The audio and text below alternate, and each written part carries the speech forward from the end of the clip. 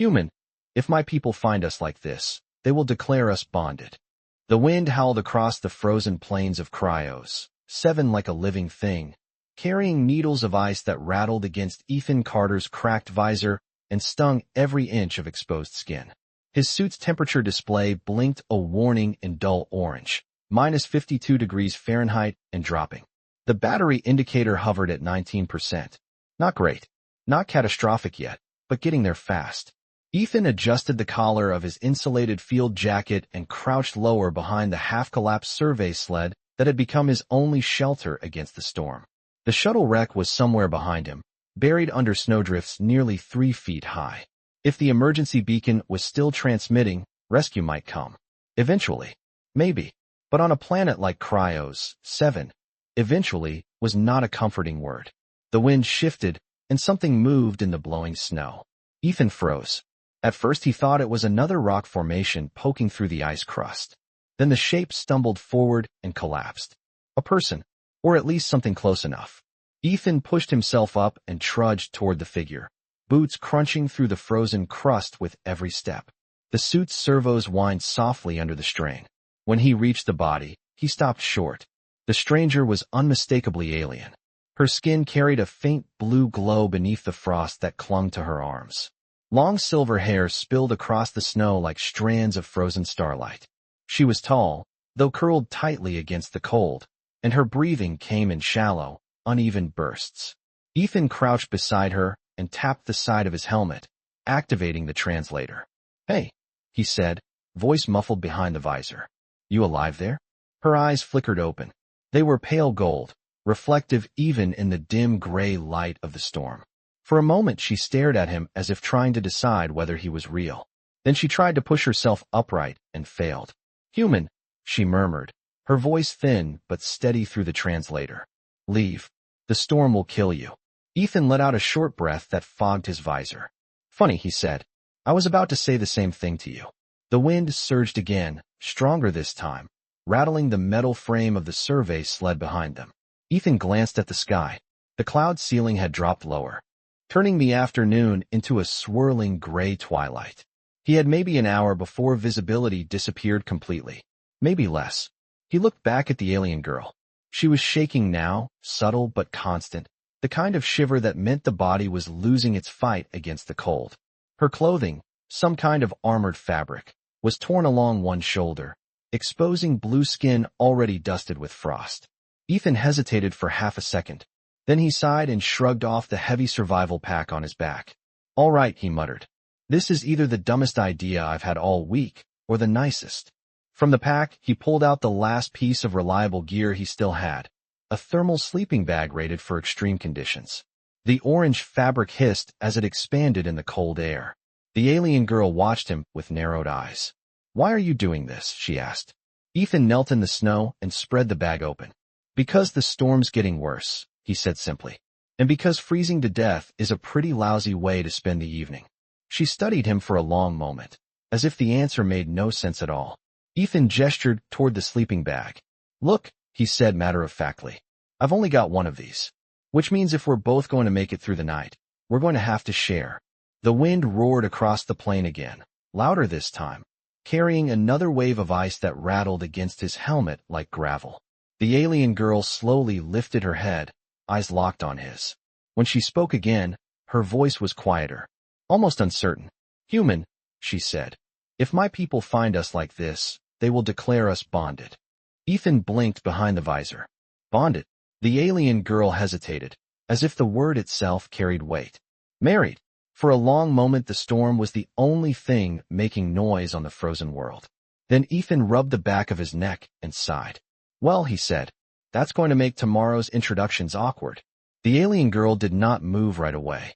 The storm pressed harder against the frozen plain, pushing sheets of ice across the ground in long whispering waves. Ethan Carter knelt in the snow with the bright orange sleeping bag spread open beside him, waiting. His suit's battery indicator ticked down to 18%. Not ideal. Still, workable if the wind did not get worse. The alien girl slowly pushed herself up on one elbow, though the effort clearly cost her. Her breathing came in controlled but uneven bursts, the kind someone uses when they are trying very hard not to show weakness. Ethan noticed the way she held her left arm tight against her side. Injury, probably. You said married, Ethan said after a moment, his voice calm behind the cracked visor. I should probably know how serious that word is where you come from. The alien girl studied him with those reflective gold eyes that seemed to glow faintly through the blowing snow. Among my people, she said carefully, sharing warmth in a survival shelter is not a casual act. It is a declaration that two lives are bound together until death. Ethan blinked once. Then he looked up at the gray sky as another gust of wind rattled against his helmet. That seems like a pretty intense policy for cold weather, he said. The alien girl tilted her head slightly, as if unsure whether he was joking. You would still offer? She asked. Ethan shrugged. The motion caused a dull ache to run through his shoulders, but he ignored it. Where I come from, he said. Letting someone freeze when you could help them is considered bad manners. The alien girl stared at him in silence for several seconds. Snow gathered in her silver hair and melted slowly against the faint warmth of her skin. You are either very brave, she said finally, or very foolish. Ethan allowed himself a small smile behind the visor. I get that a lot. The wind surged again, harder this time. The temperature display on Ethan's wrist flickered down another 2 degrees. He did not need the numbers to tell him the truth. The cold was tightening around them like a fist. Look, he said, gesturing toward the sleeping bag again. We can debate cultural traditions tomorrow morning. Right now the storm is winning. The alien girl glanced toward the distant horizon, though the swirling snow hid everything beyond 20 yards. Slowly, reluctantly, she shifted closer. Ethan helped guide the sleeping bag open wider and motioned for her to slide inside first. The thermal lining activated with a soft hum as her body heat triggered the sensors. For the first time since he had found her, the trembling in her shoulders eased slightly. Ethan hesitated for only a moment before climbing in beside her and pulling the insulated flap closed around them. The warmth built gradually, spreading through the compact shelter like a small, invisible fire. Outside, the storm howled across the empty world. Inside the sleeping bag, the air was quiet except for 2 steady breaths adjusting to the sudden heat. The alien girl looked at him again, closer now.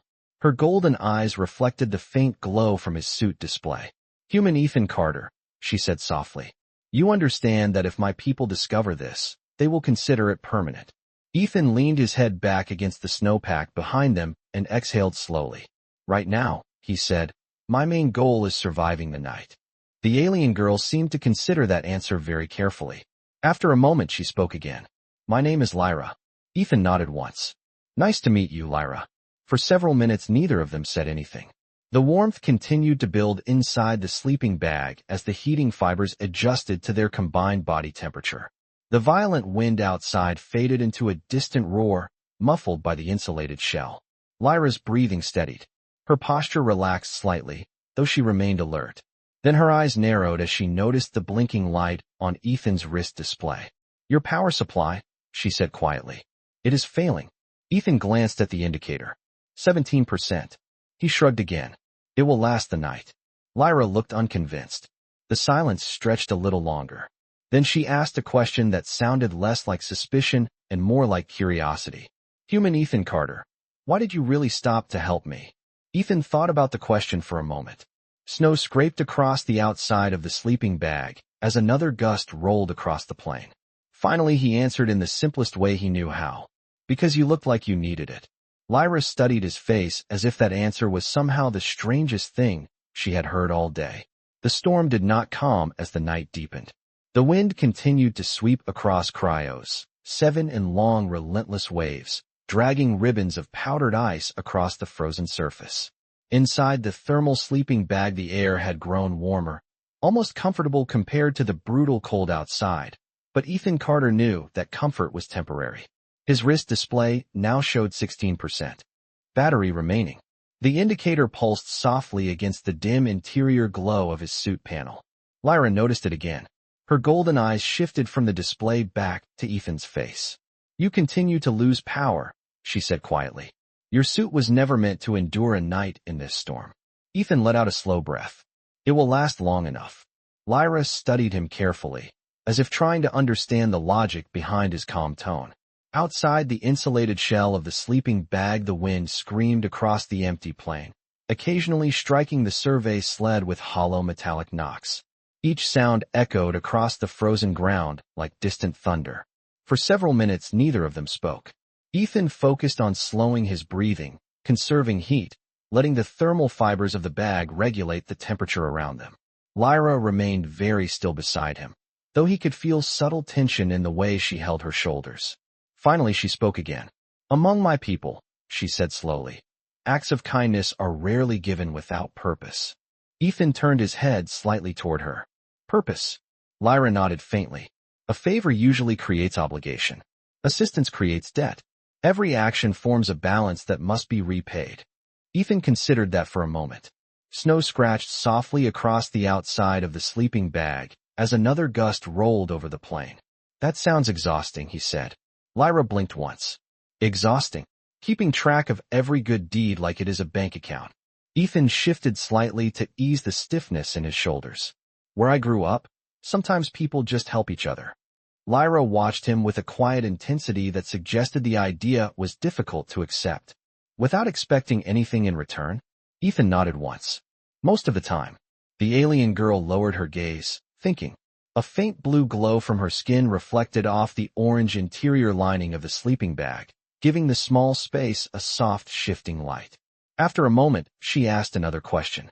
"Your species has only recently entered the wider galaxy, yet you behave as though survival among strangers is natural." Ethan gave a small, tired smile. "Humans have been surviving among strangers for thousands of years. Different countries, different cultures, different languages. You get used to meeting people who are not like you." Lyra looked thoughtful. The storm outside howled louder for a moment, then faded again. "You still chose to help someone your species has never encountered before," she said. "That is unusual." Ethan shrugged slightly. "You looked cold." Lyra exhaled slowly through her nose. The gesture almost resembled a quiet laugh. "Your reasoning continues to confuse me." The warmth inside the sleeping bag had grown steady now, strong enough that the trembling in Lyra's body had disappeared entirely. Ethan noticed that her breathing had become deeper, more relaxed. For the first time since he had found her collapsed in the snow, she did not look like someone moments away from freezing. But something else had changed. Lyra's posture had shifted subtly, the sharp defensive tension replaced by careful curiosity. She studied the human beside her, as if she were observing a rare phenomenon. "Human Ethan Carter," she said after a long pause. "Do you understand that by saving me tonight you may have altered events far beyond this storm?" Ethan glanced toward the white chaos beyond the sleeping bag, and then back at her. "Right now," he said calmly. "I am just hoping the wind dies down before morning." Lyra did not answer immediately. Instead, she watched him for several quiet seconds, the golden light in her eyes reflecting something new. Respect, and perhaps the beginning of something even stranger. Because on Cryos 7, beneath a sky full of unseen stars, a simple act of shared warmth had already begun to change the future. The storm raged on through the endless night, but sometime during those long silent hours the wind began to change. Ethan Carter noticed it first as a subtle shift in sound. The constant roar outside the sleeping bag softened slightly, turning from a violent scream into a low, restless howl that moved across the frozen plain in distant waves. He opened his eyes and glanced at the dim glow of his suit display. The battery indicator now read 14%. Not good, but still alive. The temperature outside had dropped another few degrees, though the thermal insulation around them continued to hold the worst of the cold at bay. Beside him, Lyra was awake as well. Her golden eyes were already watching him. "You sensed the storm weakening," she said quietly. Ethan nodded once. "Yeah." The wind changed direction. He listened carefully for another moment. Out beyond the insulated shell of the sleeping bag, the metallic frame of the survey sled creaked softly as the pressure of the wind shifted across it. Snow still moved across the surface of the planet, but the violent bursts from earlier had faded. "It might clear by morning," he said. Lyra seemed to consider that possibility with cautious interest. She slowly pushed herself up slightly within the sleeping bag, careful not to let too much warmth escape. As she moved, Ethan noticed again the way she guarded her left side. "You are injured," he said calmly. Lyra hesitated before answering. "A minor impact during my descent." Ethan raised an eyebrow. Your descent. For a moment Lyra said nothing. The faint blue glow of her skin flickered softly in the dim light of Ethan's suit display. Finally she spoke. My vessel was damaged while traveling through this system. Ethan tilted his head slightly. Let me guess. Crash landing. Lyra gave a small nod. Your translation is accurate. Ethan let out a quiet breath that almost sounded like a laugh. Well, that makes two of us. Lyra studied him again with that same careful curiosity she had shown earlier. You do not seem surprised. Ethan shrugged slightly within the sleeping bag. People rarely end up stranded on a frozen planet because everything went according to plan. That answer appeared to amuse her more than she expected. The faintest smile touched the corner of her mouth before she seemed to remember her composure and looked away toward the storm outside. Silence returned for several moments. The warmth inside the sleeping bag remained steady now, comfortable enough that Ethan could feel some of the stiffness leaving his muscles. Lyra's breathing had become calm and measured, no longer strained by the cold. Eventually she spoke again. Human Ethan Carter, I must ask something important. Go ahead. Lyra turned her head slightly so that her eyes met his again. The golden glow in them had grown more serious now. When the storm clears, you must leave this place immediately. Ethan frowned slightly. That is an interesting request. Lyra's voice remained calm but firm. It is necessary. Ethan considered her words for a moment before asking the obvious question. Why? Lyra hesitated just long enough for Ethan to notice. The wind outside swept across the frozen surface in another long whisper. Finally she answered. Because others may be searching for me. Ethan leaned his head back slightly against the packed snow behind them. Rescue teams. Lyra did not respond immediately. Instead her gaze shifted toward the distant darkness beyond the storm. Not all who search intend rescue, she said quietly. Ethan studied her expression for a moment. Whatever truth she was holding back, it clearly mattered. But he did not press her further. Instead he glanced once more at his slowly fading battery display and then back toward the white storm outside. Well, he said calmly, if anyone is coming, they're going to have to wait until this storm finishes its tantrum. Lyra looked at him again with that same mixture of confusion and respect that had appeared earlier. Because once again the human's reaction to danger was not fear or calculation. It was patience, and that was something her people had rarely seen before. Morning arrived slowly on Cryos 7. The storm did not stop all at once, but faded piece by piece, like a machine finally running out of power. The roaring wind softened to a distant whisper that moved across the endless white plains. When Ethan Carter opened his eyes again, the dim gray sky had brightened just enough to suggest the sun was somewhere above the cloud layer. His suit display glowed faintly in the narrow space inside the sleeping bag. The battery indicator now read 12%. He exhaled slowly. It was enough to move. Barely. Beside him Lyra was already awake. She had shifted slightly during the night, sitting partially upright inside the sleeping bag, while keeping most of the warmth sealed around them. Her silver hair caught the faint gray daylight filtering through the storm clouds, and the soft blue glow of her skin looked almost brighter against the pale snow outside. The storm is weakening, she said quietly. Ethan nodded once and listened. The violent screaming wind from earlier had faded into something calmer.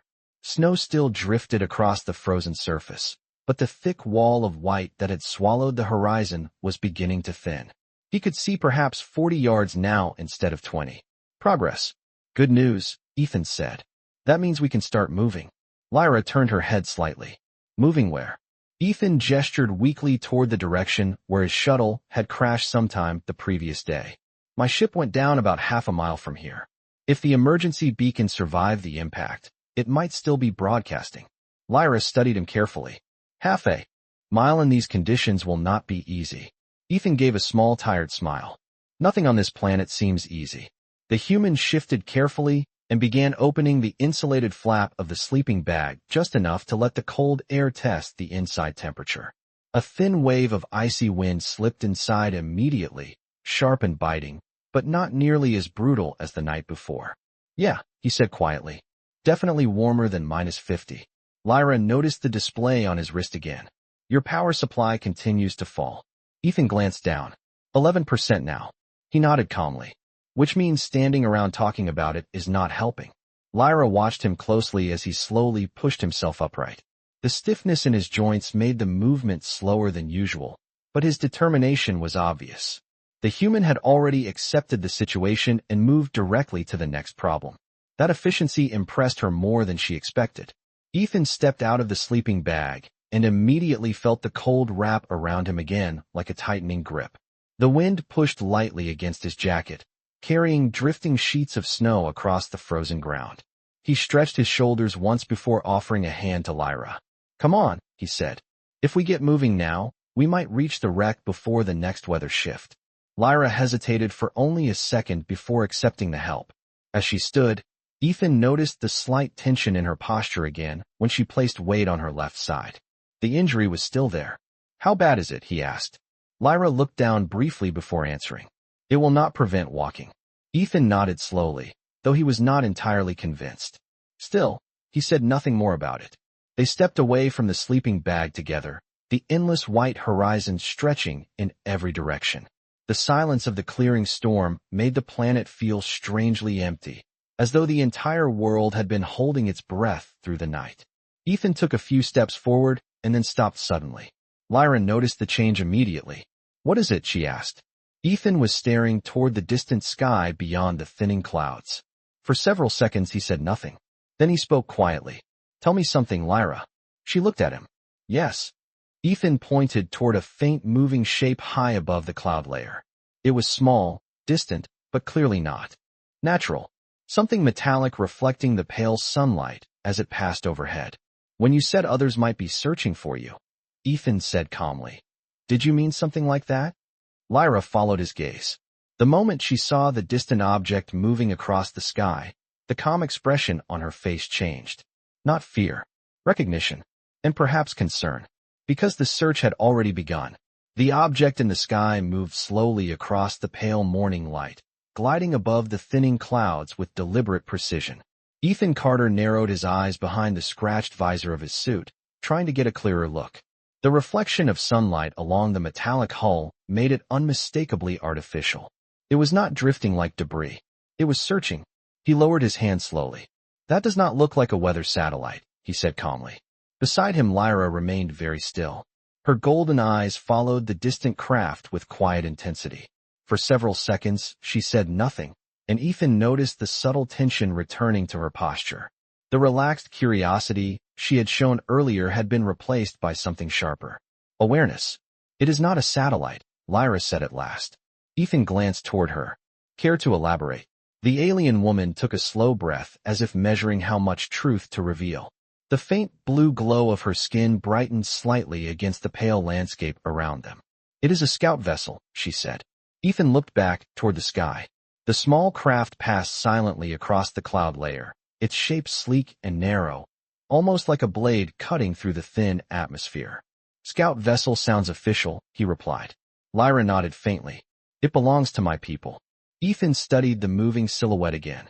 The ship was still several miles away, but its scanning pattern was obvious now. It moved in wide, controlled arcs, sweeping the surface below in a slow, methodical search. "Well," Ethan said after a moment, "that seems like good news for you." Lyra did not answer immediately. Instead, her gaze remained fixed on the distant craft. "It depends who commands it." Ethan raised an eyebrow behind his visor. "That sounds less encouraging." The cold wind brushed across the frozen plain again, though the storm itself had mostly faded. Thin sheets of snow drifted across the ground like white smoke. Ethan shifted his stance and checked the indicator on his wrist. The battery level had dropped to 10%. He did the math quickly in his head. At their current pace, he might still reach the wreckage of his shuttle before the suit shut down completely, but the margin was shrinking. He looked back toward Lyra. "Your people are out there searching for you," he said. "That means we should signal them." Lyra's reaction was immediate. "No." The single word came out faster than she intended. Ethan noticed. That was a very confident answer. Lyra closed her eyes briefly before speaking again. "Human Ethan Carter, you must understand something. Not everyone within my species shares the same intentions." Ethan crossed his arms slowly, studying her expression. "You mentioned that earlier."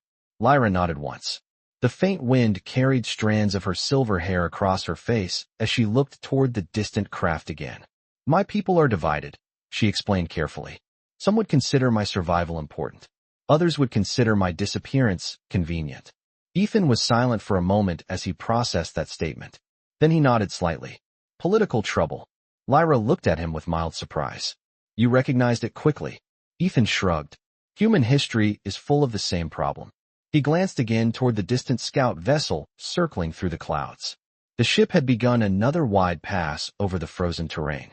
Its scanning sweep would reach their position eventually. So let me get this straight, Ethan said calmly. Your own rescue team might not actually be your rescue team. Lyra gave a small nod.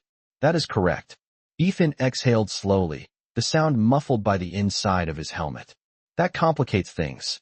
For a moment neither of them spoke. The silent planet stretched around them, endless white beneath the gray morning sky. Then Ethan turned back toward the direction of his wrecked shuttle and began walking again. Lyra watched him with quiet confusion. You still intend to reach your ship, she said. Ethan nodded once without slowing. Absolutely. Lyra hesitated before following beside him. Even though a scout vessel may soon detect us. Ethan gave a small tired smile behind the visor. Especially because a scout vessel may soon detect us. Lyra studied him again as they walked across the frozen ground. Once more the human response surprised her. He did not panic. He did not rush blindly. He simply adjusted the plan and kept moving forward. And for reasons she could not fully explain, that strange human confidence made the vast frozen world feel slightly less dangerous. The frozen plains stretched endlessly ahead of them as Ethan Carter and Lyra moved slowly across the crusted snow. The storm had weakened, but the air still carried a bitter cold that crept through every layer of clothing. Each step produced a dry crunch beneath Ethan's boots as the ice fractured under his weight. His suit display now glowed at 9% battery. The number pulsed softly like a quiet reminder that time was running short. Ethan kept his pace steady anyway. Rushing across a frozen planet rarely ended well. Beside him Lyra walked with controlled determination. The injury along her side slowed her slightly, but she hit it well. Her eyes occasionally flicked upward toward the distant sky, where the scout vessel still moved in wide arcs above the thinning clouds. They are narrowing the search pattern, she said quietly. Ethan followed her gaze for a moment. The small metallic silhouette had shifted its path, sweeping a tighter grid over the terrain below. That means they know someone is here, he replied. Lyra nodded. The storm likely interfered with their sensors during the night. Now the atmosphere is stabilizing. Ethan adjusted the strap of his survival pack and continued forward. Then we should reach my shuttle before they do. Lyra looked ahead across the white horizon. The frozen landscape seemed identical in every direction, an endless field of snow broken only by occasional jagged rocks pushing through the surface. Are you certain of the direction? She asked. Ethan tapped the small navigation marker on his wrist display. The signal blinked weakly, but it was still there. Emergency beacon is faint but alive, he said. Half a mile maybe. Lyra studied the human quietly. His breathing was steady despite the cold and the failing suit battery. He walked with the simple, stubborn focus of someone who had already accepted every possible outcome. That trait fascinated her. Among her own people, survival often depended on strategy, alliances, and calculated decisions. Yet this human relied on something much simpler. Persistence. After several more minutes, Ethan suddenly slowed his pace. A dark shape had appeared ahead through the drifting snow. The outline was partially buried beneath a ridge of wind-packed ice, but the broken silhouette was unmistakable. Metal hull, cracked wing, the remains of a small exploration shuttle. Ethan let out a long breath that fogged his visor. There she is, he said softly. Lyra looked at the wreck with curiosity. The vessel was compact compared to the ships used by her species, but the design carried the practical simplicity common to human engineering.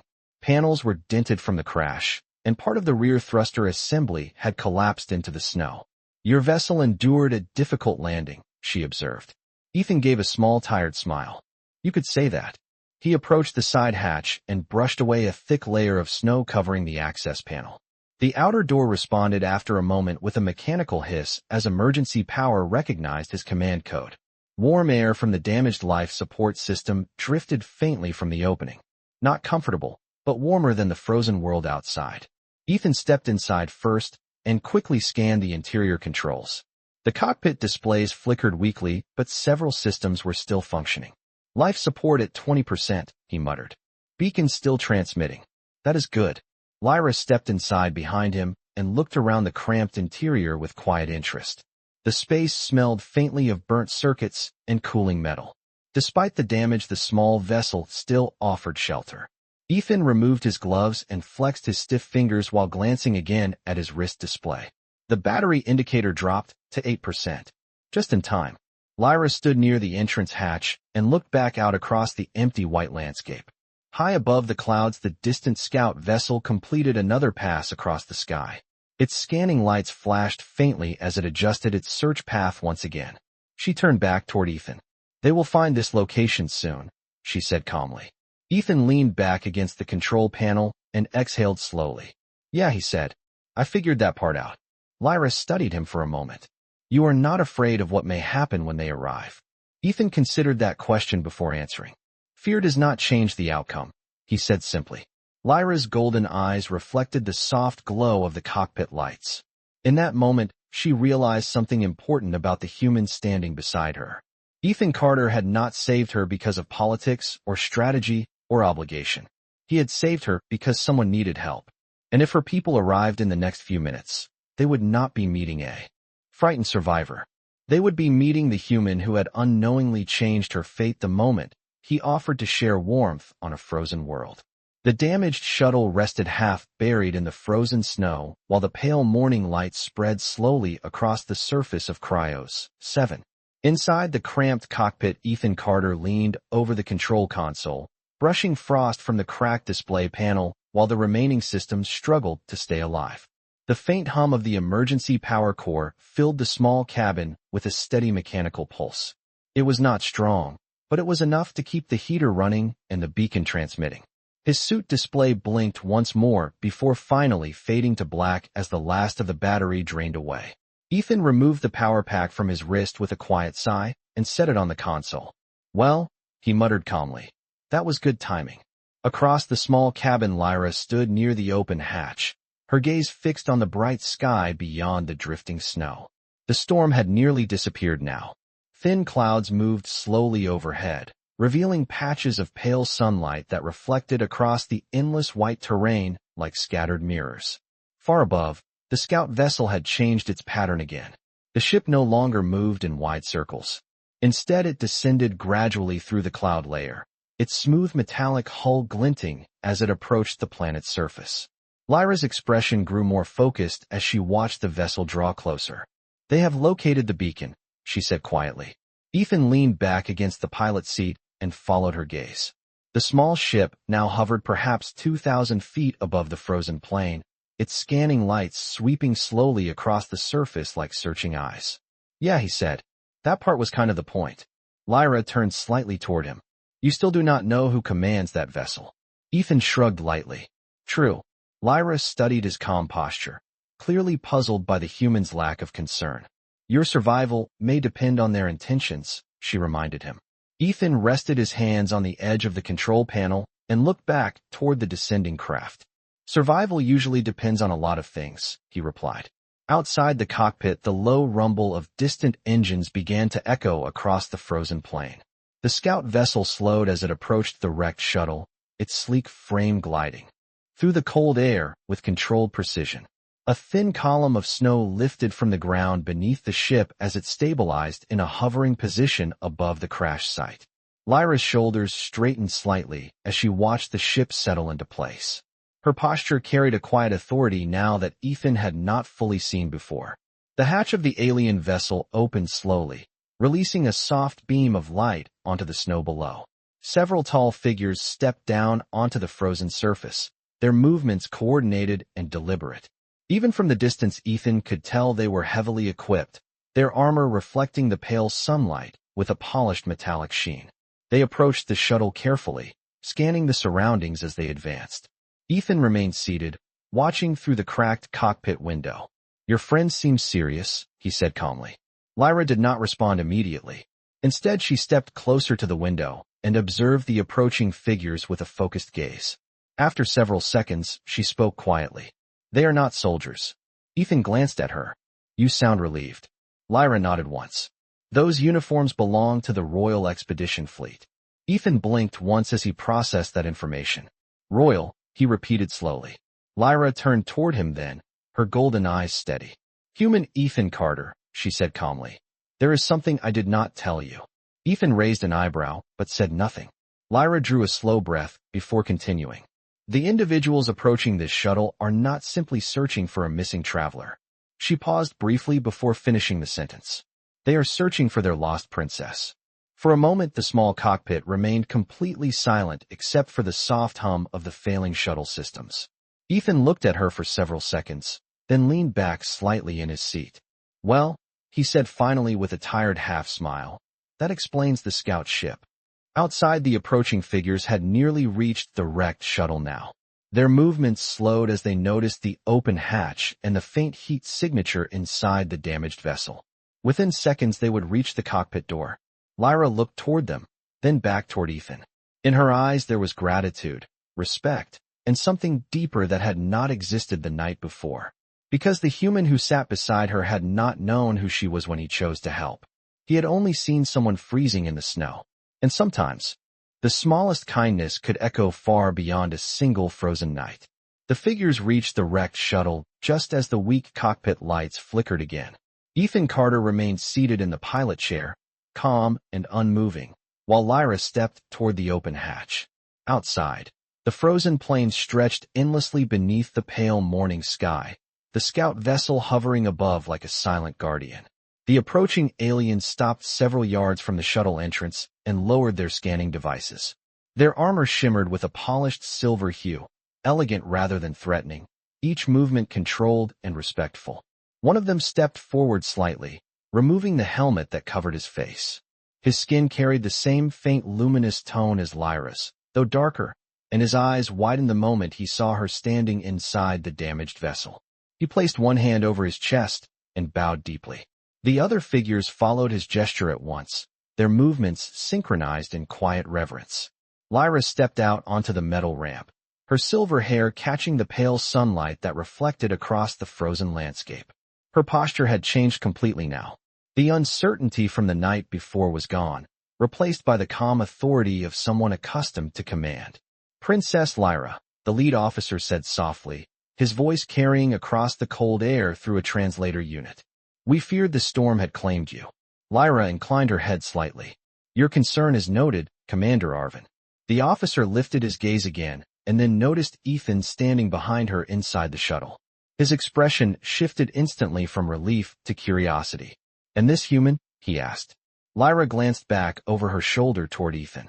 For a moment the two of them simply looked at each other across the small cockpit space. The memory of the long frozen night still lingered between them like an invisible thread. Then she turned back to her people. This human, she said clearly, ensured that I survived the storm. The officer's eyes widened slightly as he studied Ethan more carefully. Ethan raised one hand in a casual way from his seat. Morning, he said calmly. The alien commander seemed momentarily unsure how to respond to that greeting, but after a brief pause he inclined his head politely toward the human. You have our gratitude. Ethan shrugged lightly. Honestly, I just shared a sleeping bag. The alien soldiers exchanged quiet glances at those words. Lyra noticed their reaction and allowed the faintest hint of a smile to appear. Among our people, she explained calmly. Such an act carries great meaning. Ethan rubbed the back of his neck awkwardly. Yeah, you mentioned something about that. The cold wind drifted gently across the frozen plain as the scout vessel above lowered slightly, its engines humming softly against the quiet morning air. The storm that had once threatened both their lives had vanished completely, leaving only endless white snow and a clear horizon. Commander Arvin stepped forward again and spoke with respectful formality. Your Highness, the fleet awaits your return. Lyra nodded once, but did not move immediately. Instead, she turned back toward Ethan again. For several seconds, neither of them spoke.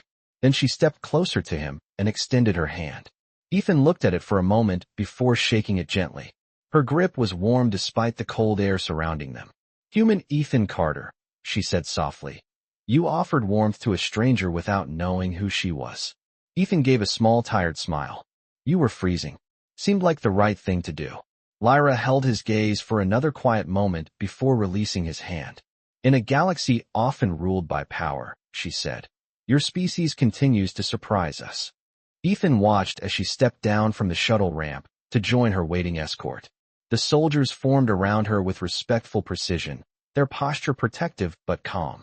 Moments later, the scout vessel above descended further, preparing to receive them. Ethan leaned against the cockpit frame and watched the scene unfold across the frozen world.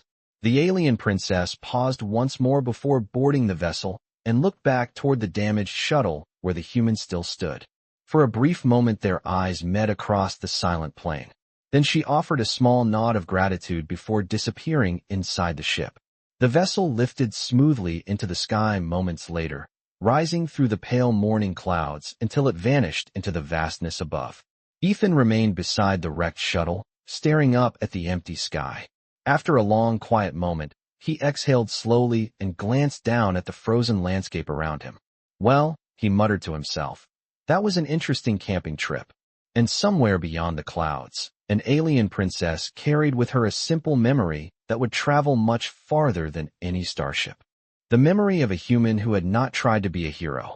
He had simply been human. And sometimes that was enough.